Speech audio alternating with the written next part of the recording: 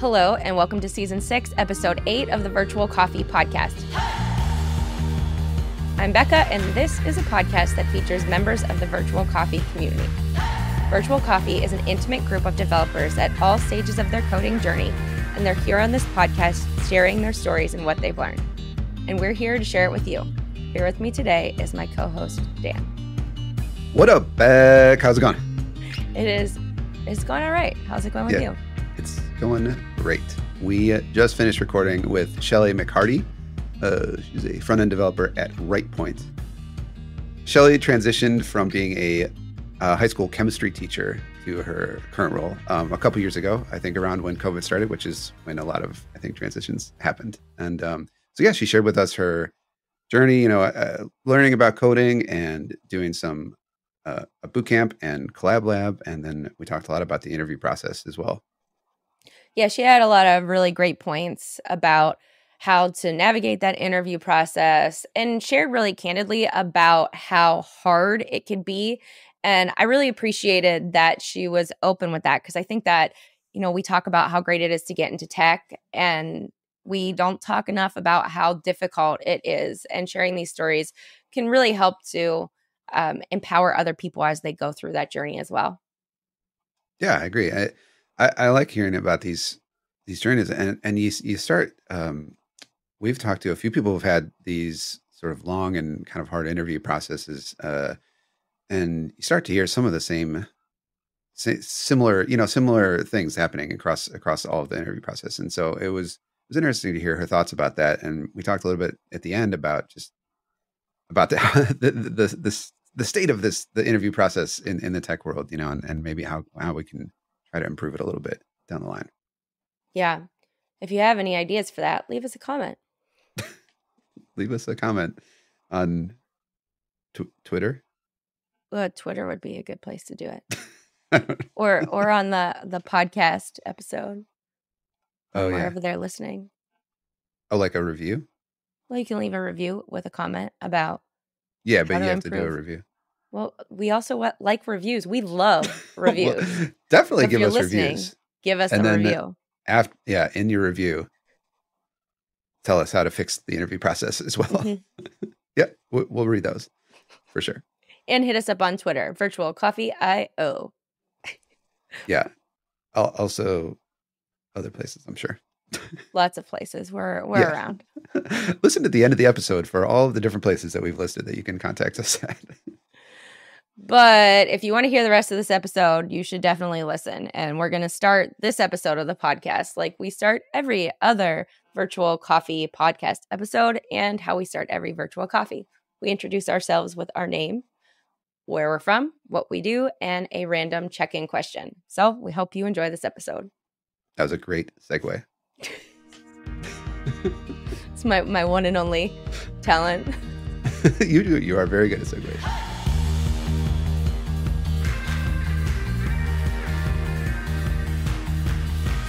Today's random check-in question is, what was your least favorite food as a child?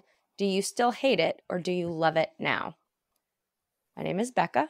I am a technical community builder from a small town in Ohio. And I think that I liked a lot of food, but I did refuse to eat any red meat or pork other than bacon for from the time I was 11 until the time I was 21. So I didn't hate it. I just didn't want to eat it. I do eat it now, but it is also not my favorite. I enjoy chicken and fish still a lot. So that's it. I'm boring. All right. Well, hi, I'm Dan. I do web development in Cleveland, Ohio. And I don't know if I ever had like a least favorite food, but the one that popped into my mind, a food that I did not like and now I like, was green beans. I think part of that was I am pretty sure that growing up we weren't eating like fresh green beans, They were, you know what I mean? They were like canned or whatever. Did you eat green bean casserole though? I love green bean casserole. I probably avoided it because I just didn't like green beans. You know what I mean? Like there's just that thing. But now, like especially like crispy, not crispy, but fresh. crunchy. I don't know, whatever. Yeah. But fresh green beans, like not like, especially if they're not Al dente overcooked. green beans. Yeah, exactly. They got a little crunch to them, and I'm a big fan these days. Hi, I'm Shelley. I am a front-end developer in Atlanta, Georgia. And I'm going to have to go with spinach.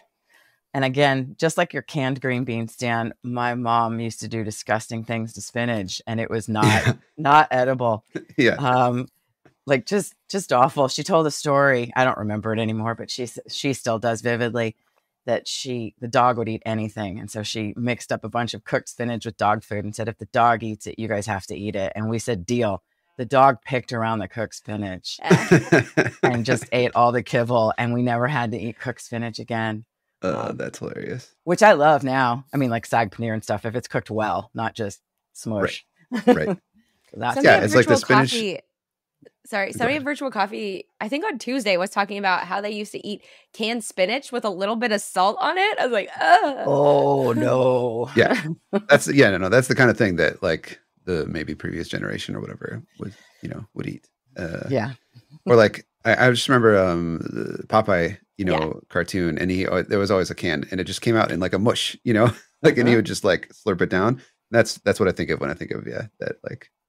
That's how I used to eat it when I was a kid. Back in the day. Yeah. My grandma used to say, she was like, if you eat this can, you'll be really strong. And I was like, okay, then. Like, I want to be strong. And my brother and I were like, I don't care. I'll be weak. It's what I should have done. I was a little bit gullible, I think. Well, thanks for being here with us today, Shelley. We're really excited to have you on the podcast. We start every episode of the podcast. All right, like my eyes started watering, and now I'm like crying. I'm not crying for any reason. It's just You're happening. so happy that I'm here. That's it. I was just so happy. It is an involuntary physical response to how happy I am to hear your origin story. So go ahead and kick us off with how you got to this place in your career. My origin story. Now I have to decide if I'm the hero or the villain. Okay. You can be both. Nah, I'm a good guy. Always. Let's see. In my past life, I was a high school chemistry teacher. And even that was a unplanned event. I actually wanted to be Indiana Jones 100%. I was an anthropology major. Love that. Yeah. I wasn't going to, the worst thing about anthropology, so I have to say that I'm really grateful that I discovered other paths, because I can't stand hot and I can't stand beating down sun. So, and every movie has prepared you to dig up dinosaurs, in the desert, eat. So it's good that it didn't work out. I took chemistry accidentally because I had to take a lab science to transfer to the 4-year university I wanted to go to. I started at community college. And so I'm like, okay, I'm going to take this bonehead chemistry class, and for morons, I think it was called that. And I completely loved it. I don't know why I missed out in high school, but I did. And then I took another one, and I realized that the teacher made all the difference. Yes. And the environment of, you can make mistakes. This is hard. That's okay. You're not dumb. And I thrived and changed everything. So I became that teacher, and I loved it. And I thought that I would grow old teaching chemistry, and doing fireballs in my lab as a 80-year-old woman. But public education is not all it's cracked up to be. And I do not want to turn this into a conversation about that. So we'll just put that one aside. I tried a lot of special programs, a lot of special things. I did some amazing stuff. I met incredible kids. I loved it. I miss it every day, but it wasn't going to grow old doing it. So right at the beginning of COVID, about 6 or 8 months in, I decided that or I should say my mental health and physical health decided that I wasn't going to keep doing it. And so I took a leave of absence and thought, I'm just going to get better, going to take a break, and then figure out where to go back. And for fun, because I'm this kind of nerd, got an edX course, I think Python for everybody or something, one of those little 10-hour courses, not a legit anything. And it reminded me of my computer programming classes in college. And I was like, I used to love this. Why have I like stepped away? I mean, I did a lot of tech stuff in the classroom, but not programming. And I found boot camps. It completely changed the search algorithms on all social media. And that's all I saw. And I hadn't even known what they were. So I did some research and I found one at Georgia Tech that sounded amazing for my learning style. It was virtual, which was required. There was no way I was going into a classroom at that point. This was early 2021. And it's virtual. It was live classes with an instructor. And their whole thing was that they broke out into breakout rooms so you could practice. So they teach for 10 or 15 minutes and ask questions. And then they send you in a group of 3 or 4 people. And it was just this cycle for 3 hours at a time, 3 times a week. And it really worked for me as far as the way I learn and the way I work. So I did that. Went to my first virtual conference last summer, heard about virtual coffee, found you all, new home, new family. Took about a little over a year to get my first job. What conference was that, if you don't mind me asking? Refactor Tech. Oh, cool. Yeah. So I don't know if you know it. It's a little local Atlanta one. Yeah. And it was virtual that year because everything was. In fact, I'm not going this year because this year it's completely back in person. I think virtual conferences were the best thing that came out of COVID. And there's still some hybrid ones, but now people are going back 100% in person. And I'm just not wired for that anymore, or at least not yet. We'll wait for this new vaccine to show us how good it is. Yeah. Do you think that if COVID hadn't hit, you would still be teaching? Oh, that's a good question. I would not still be teaching in the same place because I was definitely unhappy there with the way things were changing. I think I am still teaching. That's the funny thing. As soon as I got out of boot camp, they reached out and said, do you want to be a TA? So I was a TA for my boot camp, the following cohort. I've started volunteering for Virtual Coffee for Lunch and Learn. Yeah. I've become the coordinator at Collab Lab for the Career Lab, the little 2-week extension stuff they do. So I will always be a teacher. That's how I'm wired. I think that's what I like about software development and tech, and how much, maybe not everywhere, but at least the places that I've gotten involved with, how much teaching is just sort of part of how it's done. I doubt at this point I'd still be in a classroom teaching chemistry. Yeah, that's past, I think, unfortunately. Or maybe I'll go back to it. Who knows? Or maybe I'll go back and teach computer science. That could be fun. I like that. Yeah. Or you could, maybe you could do, well, I don't know what you call it, but like, I'm sure there's teaching positions that aren't the whole full-time thing, right? And because just come in and teach a class or something. Ooh, or summer coding programs for girls, stuff like that. That's definitely in my future, without a doubt. Yeah, that'd be awesome. I just really love how you said that, because the teaching aspect of this like development, and you're right, like not everybody does it, not everybody wants to do it, and that's perfectly fine. But it is one of those things that when you find the right like places and the right communities, that's almost always one of the parts of like the communities that feel good, at least to me, right? Is people being willing to teach, even especially if it's not like a position or something like an official thing, right? But just people sharing knowledge, it's cool. It's an amazing thing. That's my two big communities, Virtual Coffee and Collab Lab. It's just that it's constantly sharing information, asking questions, pairing up on all sorts of things. It's amazing. I don't think the rest of the world is like that. I don't know. I'm sure people answer questions, but it's not part of it. It's not built in. Right. I mean, I think I agree with you. I mean, I don't have any experience with other careers, but like my wife is, she's had a few different jobs over the last however many years. And she does data science stuff, and it's like programming adjacent, certainly. Mm-hmm. Like she did her current job actually is on GitHub now. Like they are like sharing I don't know what it is, but SQL schemas maybe, or something. I'm not sure what they're doing, but it is that, but it's still, but there's not like that expectation and that, I don't know. It's still not the same, it doesn't like just the way she talks about it and the way that like they're all like work, it's very different than like a lot of software organizations. It's a weird thing. I think that a lot of other industries or whatever could learn a lot from that. Definitely. There's some overlap with teaching and teachers. There was a new trend. It's probably called something different today. And 20 years ago, it was called something different. But when I learned it, it was called PLCs, professional learning communities. And it was a set of protocols and mindsets where you came together and shared your work, shared your blockers. I mean, it really has a lot of overlaps with the way that the tech space and engineering talks about things now. Retrospectives, all of those little parts. There's a lot of overlap with how teachers collaborated. What was it called? What was the PLC? Professional learning communities, I think. You nodded back. I don't know if I've definitely heard of that before. Yeah.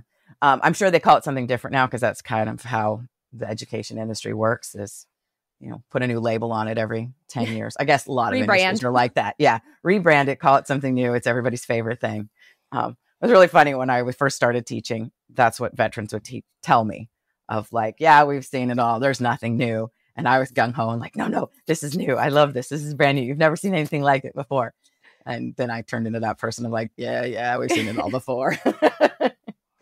But yeah, that's the greatest thing about my new job is the first time it started out as a training thing where everybody comes in and they train for, not everybody, but this one program I started called Jumpstart was 8 weeks of training. And it just got you used to a lot of different things. And then you got assigned to a team. So now you're thrown in, you're the new one. And the first time I paired with someone or shadowed someone, I was kind of terrified because I'm like, oh, they're going to think I know stuff and I don't know anything. And it was beautiful. He was talking about what was going on. He asked like, have you seen this before? Are you familiar with this? I mean, it was just, and he's just a developer. He's not a teacher. He wasn't taught how to deliver new content, how to make things feel risk-free. He doesn't have the pedagogy that a teacher has. He was just a natural and it was amazing. And then I paired with somebody else and it was kind of the same thing. Everybody I've worked with on my team, I'm very lucky, has sort of been that way. It's like learning is part of their like whole culture and it's real. It's not just, we say we do this and then you're left on your own. So I love that. Lucky. I think that's so important to have that culture that everybody is on the same page rather than I think some places say like, we have a learning culture and then they force people to teach when they don't want to, or they're like, in addition to all of these other tasks that totally fill your day, you also have to teach now and we're not going to support you in knowing how to really do that effectively. And then you see so many negative situations that come out of that, people feeling not confident with their own skills, thinking that, I'm not ready for this job or this career or whatever. But really, it's an issue with the culture that's not supporting them. Mm-hmm. I want to backtrack. Not authentic. Yeah, go ahead. Yeah, sorry. I just wanted to backtrack to Collab Lab because you mentioned it. And I think they're doing great stuff. And for our listeners who aren't familiar with Collab Lab, can you just give kind of an overview of what it is and what you did at where were you in your journey from boot camp to first job working with Collab Lab? Mm-hmm. Oh, I'd love to tell the world about Collab Lab. So it's an in-between. It's post boot camp, but it's not really an apprenticeship or an internship. The program was built by Andrew and Stacy and probably a couple other people I'm forgetting a few years ago because they realized that boot camps were the thing. They grew huge. That's where a lot of new engineers were coming from. And we don't want to talk hours about boot camps, but they've got a lot of positives. You learn a lot of stuff. You're exposed to a lot of stuff. You build some skills, but they don't teach you how to work as an engineer. And I guess you could probably say that about undergraduate programs too. You don't learn how to work on a team. You don't learn how to deal with that kind of stuff. So Collab Lab's goal is to give you a more real world experience of getting a full story of a project that you're supposed to build, a team of developers. So it's a group of 4 developers, and the tickets are all already done for you, and the acceptance criteria, and you kind of have to figure it out. So it's not all perfectly sanitized like your homework assignments and boot camp. And you have a little bit of freedom to, make mistakes and go your own path. It's not dictated exactly what techniques you're supposed to use. It's React, it's Firebase. The rest is up to you. Do whatever you want, whatever packages you think you're going to need, whatever path you're going to take. And you build, it was a shopping app. I think it still is. And you have mentors assigned. So you get 3 mentors, which is an amazing ratio of like professional support to newbies. So it's 4 developers and 3 mentors. And we did it in week-long sprints. So you decide your tickets. We worked in pairs. It's all about pair programming. And so we paired up and we changed partners each week, and we went through our ticket. And we're supposed to spend about 4 or 5 hours a week. And then we'd have a retro at the end of each week. Oh, we also have an office hours. I forgot about office hours. So you have a chance to meet with your mentor and just talk about problems or whatever. And it's all communication over Slack. I mean, the support is unreal. I know I'm kind of like just bouncing all over the place instead of just presenting, but I get filled with a lot of emotion when I think about this program and I can't stay on track. So then at the end of the week, we have the retro. You demo the little piece that you built. And then we also had I think there were a couple little workshop-y type things on stuff. Like we had one workshop on accessibility because that's not covered well in boot camp. They basically try and fill all these little holes and to give you some real experience and confidence. And so that's an 8-week program, and they do 4 cohorts a year. And then at the end of the 8 weeks, you've got a project. You've got an amazing project to put on your portfolio that's not like everybody else's, Pomodoro timer and I was going to say shopping list, to-do list. That's it. The infamous to-do list that everybody's built. So you have a, more unique, fun project and a lot more to talk about. And then the last 2 weeks, if you're interested, is Career Lab. And that's the part that I've gotten involved with because that changed everything for me. You spend a week doing similar type things. You have some tasks. You meet with a couple of volunteer mentors to update your LinkedIn is the first week. And the second week is interviewing, which nothing they do in boot camp prepares you for interviewing. So you get to watch mock interviews. You get a bunch of practice interview questions. They pair you up with another collabie, that's what we're called, so that you can sort of practice your answers.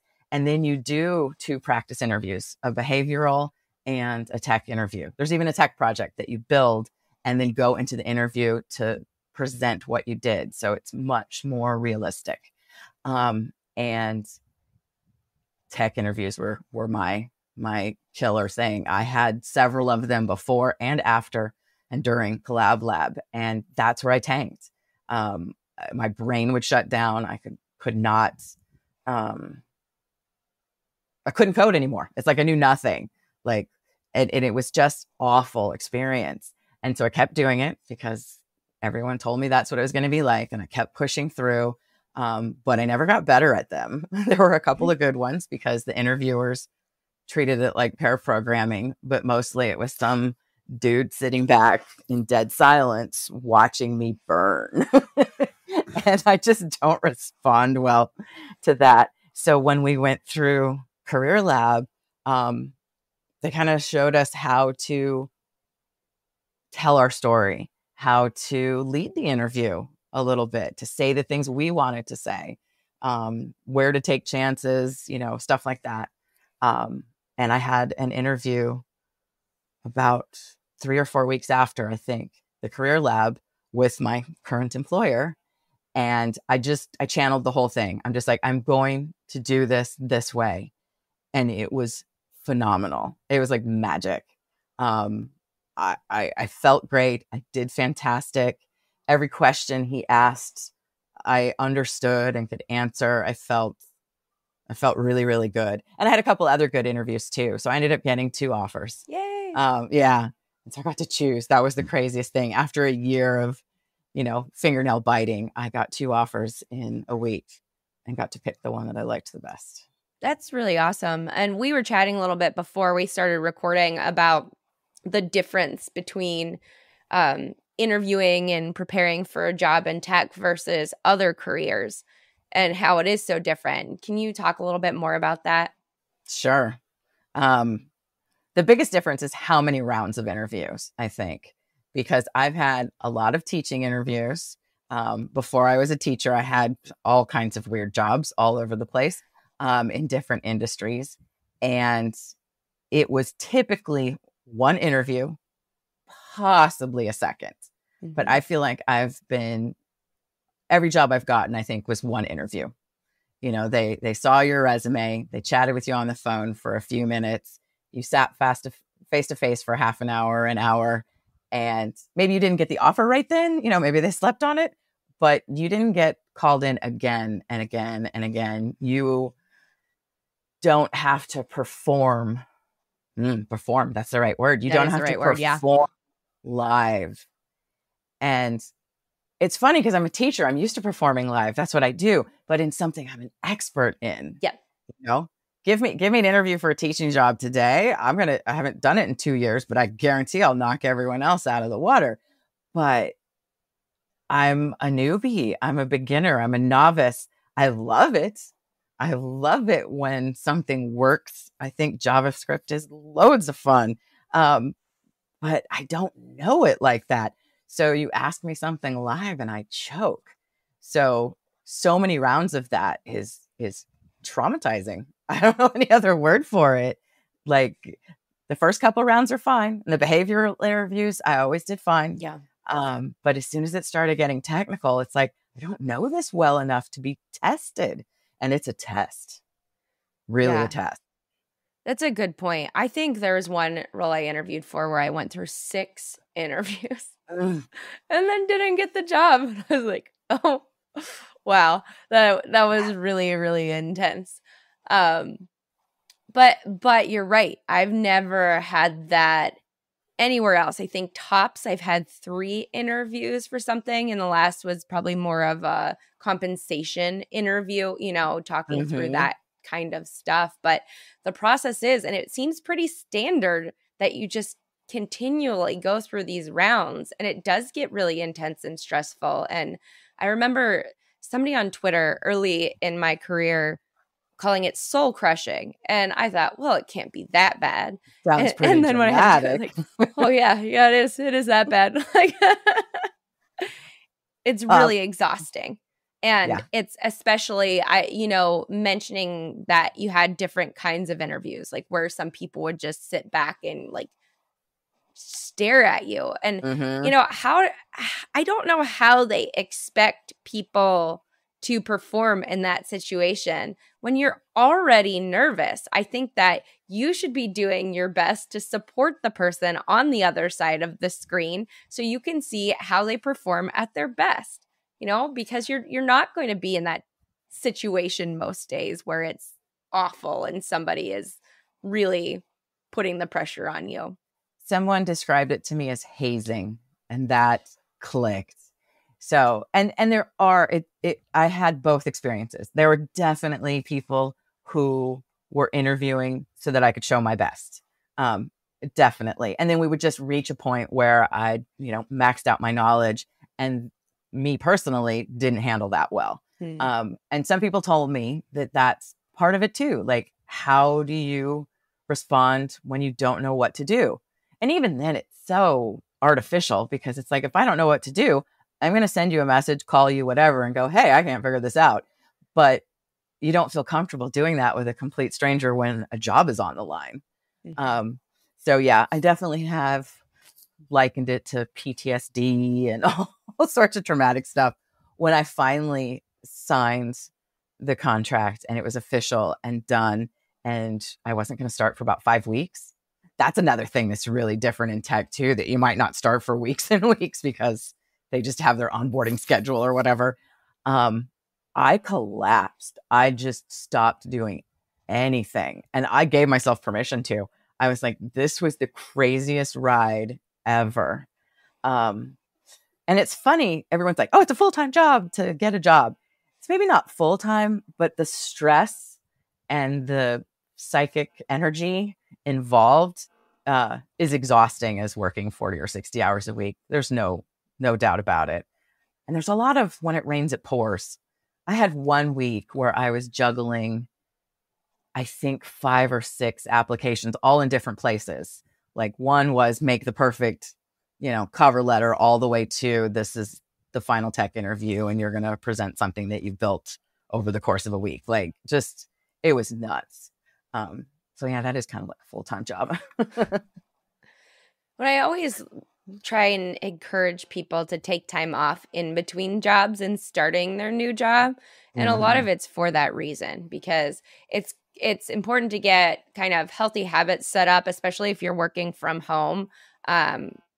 Finding that space to be able to navigate in between your job and your home life can be really challenging. But because that interviewing stress can be so intense, it's good to breathe before you jump right in. And it sounds like you had a pretty good onboarding experience with your 8-week jumpstart. Yeah, jumpstart. Yep.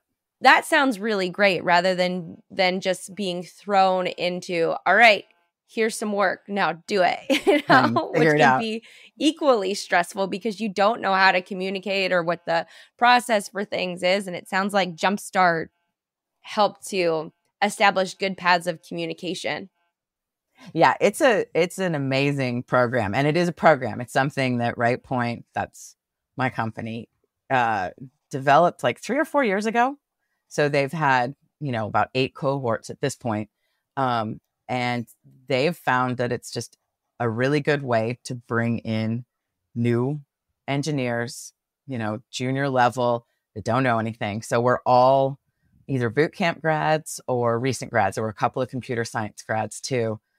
Most of us had jobs in other industries. So that part of the skill set we had, we just hadn't worked, on an engineering team and, agile development and all of that and sprints. So we got to learn that and shadow people all over the company, and work through training stuff, and also had assignments. And, we were a cohort. It was a really great way to do it. And so it felt kind of like school, but on the job. And then when we got put on a team, we're still considered, novices. So I've been doing new training because, there's things that my team uses that other teams don't use. I've been learning about Optimizely, and will probably be the person on the team that knows the most in a couple of months, because I got that task of learn Optimizely so that we can start using it on our project. So that's been fun.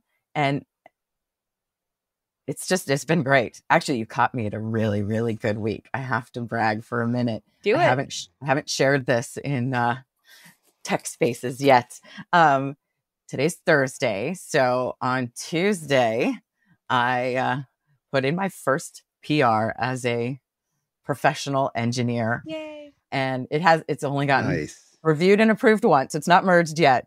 So that's what I'm waiting for, the merge before I make the official announcement. But I am so excited because it was something that I wrote all by myself. They wanted, and that's part of it too. This is part of the learning thing. They don't just throw you at the code base and say, figure it out.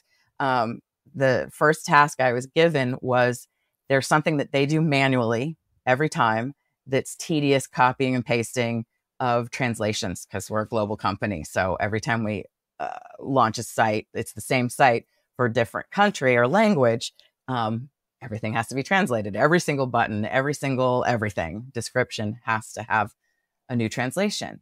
And we're not going to build a whole new site for it. So they just do this manually. They send a CSV to a translation team. They get the 800 translations, and then somebody copies and pastes them into a file. And so they're like, we need to automate this. Shelley, do it. I'm just like, are you kidding? I don't know the code base. I don't know anything. You want me to do this? Okay, cool. So I built a CLI, and I'm so proud of it, and it works. And I might be demoing it this morning. Yeah. So, and it's not that big a deal. Anyone else would look at it would be like, oh, that's cute. Oh, that's a big deal. Yeah, it's mine. That'll have a big impact, I think, on the processes there and making people's lives easier. So I think that's really, really important. Yeah. Other people will use it maybe once a month for the next 6 months, and then it'll go away, but that's okay. Yeah. So you've been through this whole process, and I think that you've shared a lot of really great information, and I appreciate you sharing your story. So what advice would you give to somebody who is maybe towards the end of their boot camp and thinking about what the next step should be? I think it's really an individual thing. So I think the best advice I could give is asking yourself what exactly you want and what's important to you. Because where you're at in life's going to make a difference. I've had this conversation actually with someone at the Collab Lab of, what next? If you are young and you don't have kids or responsibilities, you're in a very different place in your career, no matter what field you're in, but definitely in tech. You could sign up with one of those 2-year contract programs where they train you and hire you out and you make crap money, but get great experience. But you have to live someplace weird or you don't get a good enough salary. And you're stuck for 2 years. I'm not at that place in my life. I got a little paranoid towards the end of this journey. It took 7 months after boot camp to get my job. So somewhere around the 5 or 6 month mark was like, maybe I am going to sign up. Maybe that is what I'm going to do. But something in me all along said, you need to find the place that fits you. And being assigned a contract for a client wasn't going to achieve that. Even if I didn't care about the money, even if I didn't care about the flexibility, I wasn't going to get to pick where I went. And I realized that was critically important. And honestly, the interview process taught me that too. I met some amazing people and I met some horrible people. Like, okay, yeah, you made me cry and I don't want to work for you. Thank you for that. It took a half an hour after the crying to go, okay, wait, thanks for that. I don't want to work for you. So for me, if a person is like me, interviewing the company, finding that spot, really doing your research of who they say they are. And then once you get into the interview process, if they're going to force you to do 5 interviews, force them to do 5 interviews. Ask them the questions. Really dig into who they are and what they're about. Because for me, that was I decided was most important. I needed to find a place where the people felt right.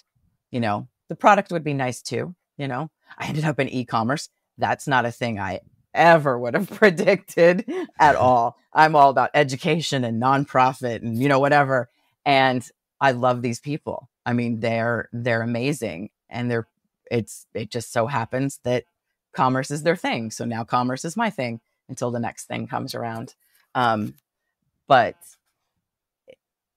also finding people, I guess that's it too. Could be really isolating. It's amazing that we can do this all virtually. But that also means that you're all by yourself.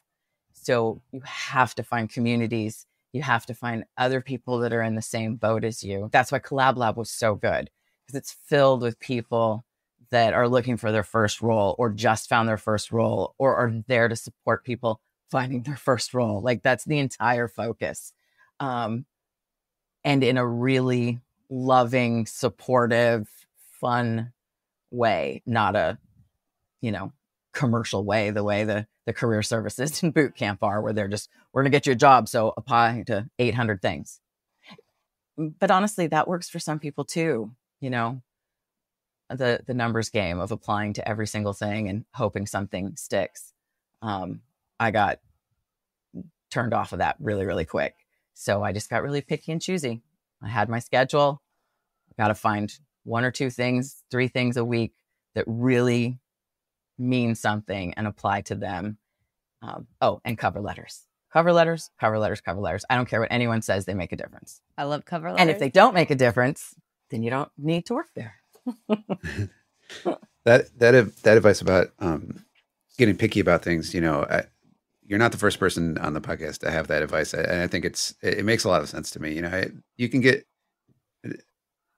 the like numbers game approach, can make some sort of logic sense. I mean, like I can understand the logic behind it, Mm-hmm. but everyone that we've talked to that has gone through like a long and especially like hard journey like that, I think comes out on the other side. Like they finally, like some people like were throwing out thousands of interviews and then eventually started getting picky, and some people started that way to start. But it seems like the people that are happy with their roles, after the awful journey of the interview process, the people that have found like the companies that they like, they've all said similar things of, find companies that like either the people or the product or whatever are meaningful and do the research and all that stuff. And narrow your scope. I think that's great. I think that's great advice.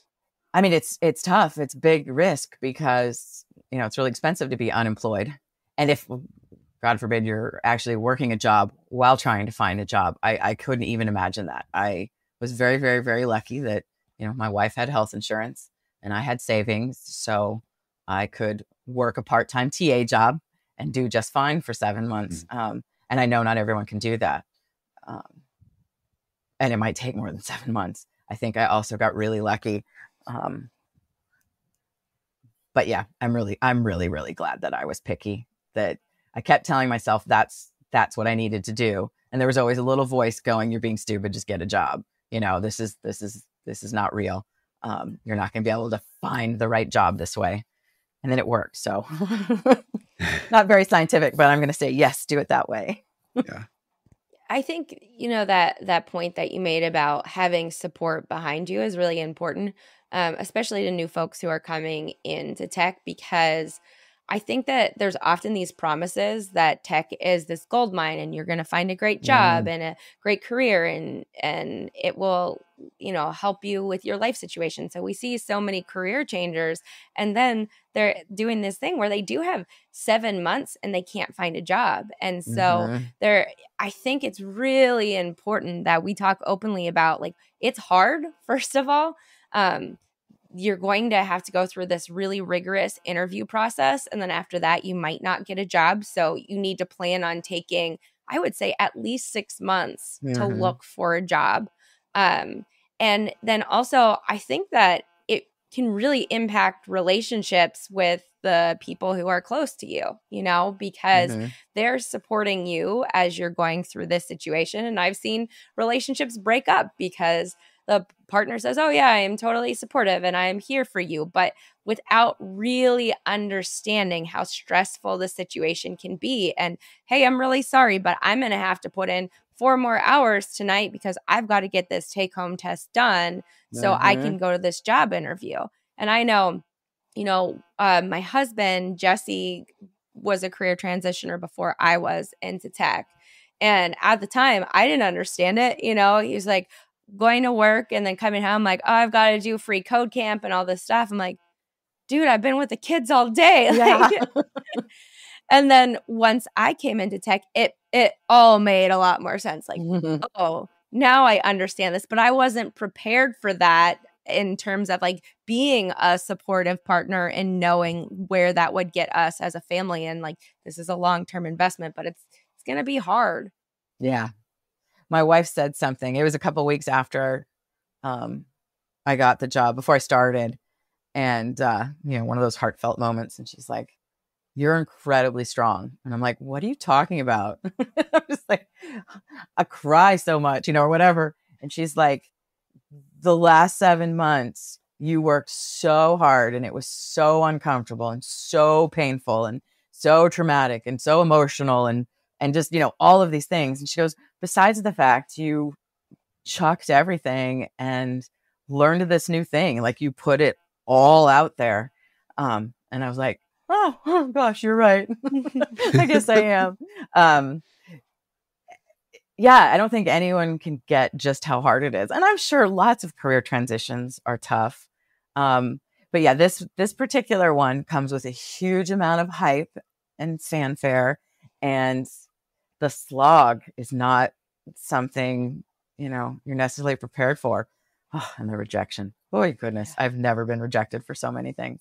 It's worse than high school. Yeah. Like, I mean, I get it. I get it. Totally. I'm not the perfect fit. I don't have a problem with that. But there's something about that third or fourth interview and you're like, oh, I've got to have it now. No, that's still the beginning of the process.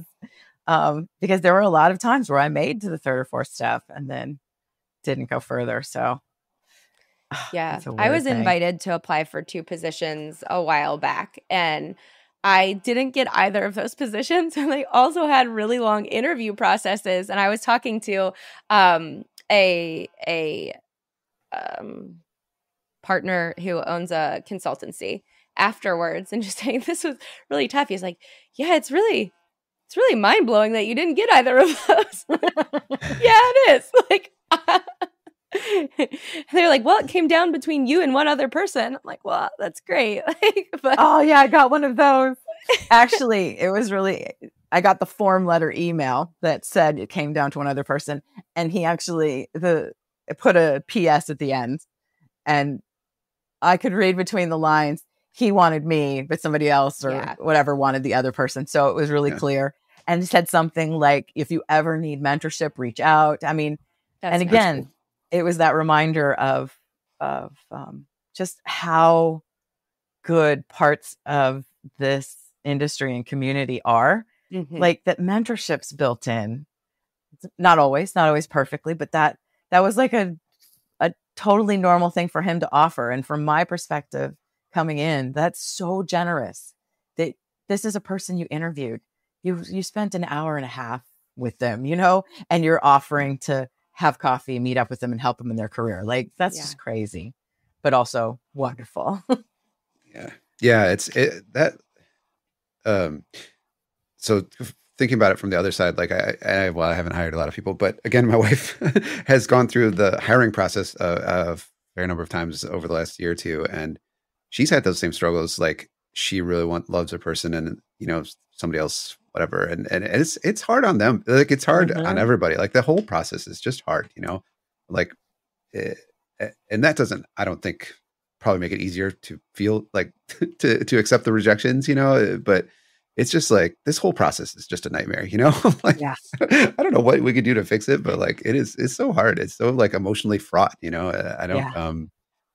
don't know. I don't really have a suggestion to fix it, but I feel like part of this, really like what we're doing right now is making a way to fix it, right? Having open conversations about these things, talking about the problems, talking about our experiences to help other people through the situation is a start to making an improvement with how the industry does things. At least prepare people for it. Yeah. Well, and acknowledge the people that do it better, the interviewers that do it better. They need to get that feedback too. Yeah. So that more do that. Yeah. Yeah. Like the dude that would sit and watch you and glare at you right when you're doing your interview. Like it's such a, I mean, it's bad just like as a person, I mean, it's obviously just like not a nice thing to do, but it's also like, it's a bad advertisement for their employer, and I don't know. And that is like, that actually is a problem in tech, is that lots of people in the hiring process they're not like HR people. They're not like people that are doing hiring at smaller places. And tech is like a lot of small shops. Right. Yeah. And so you just have developers like just get told, hey, run this interview. You know what I mean? And that, with no training, or anything like that. And probably, that's a problem too. I don't know. There's problems there. Yeah. Yeah. But let's start fixing them. Yeah. All right. All right, Shelley, thank you for spending time with us today. Do you have any last bits of wisdom or any wins you want to share before we go? Oh, just that I think I'm about to go do a demo. So that's my win. Yay. I've done a lot of demos, but they've all been, mock demos. This will be the first time I share something that I built. So I'm really excited about that. That's awesome. And I think virtual coffee is probably responsible for a lot of it. That's how I found Collab Lab because IU talked about it. I'm like, what is this thing you're talking about? And I think it was like the day before the deadline for the cohort and that I signed up for. Yeah. So it all comes around. Awesome. That's my advice. Meet people, talk to people, come to virtual coffee. Yeah. All right. Thanks so that's much, good advice. Shelley. Thank you. Thanks, Shelley. Bye. Thank you for listening to this episode of the Virtual Coffee Podcast. This episode was produced by Dan Ott and Becca Harawaga. If you have questions or comments, you can hit us up on Twitter at virtualcoffee.io or email us at podcast@virtualcoffee.io. You can find the show notes, sign up for the newsletter, check out any of our other resources on our website, virtualcoffee.io. If you're interested in sponsoring Virtual Coffee, you can find out more information on our website at virtualcoffee.io/sponsorship. Please subscribe to our podcast and be sure to leave us a review. Thanks for listening, and we'll see you next week.